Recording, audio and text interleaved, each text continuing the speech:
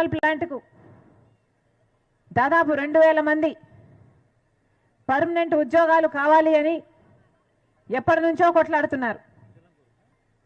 ముఖ్యంగా ఇప్పటి ముఖ్యమంత్రి జగన్మోహన్ రెడ్డి గారు అప్పుడు తన పాదయాత్రలో వచ్చి ఇదే తొలి సంతకం అవుతుంది, మీ ఉద్యోగాలను పర్మనెంట్ చేస్తాను అని చెప్పి 5 సంవత్సరాలు అయింది, ఈ రోజు వరకు కూడా కాలేదమ్మా, మీరు వచ్చి మా తరఫున మాట్లాడండి అంటే ఈరోజు మేము ఇక్కడికి రావటం జరిగింది.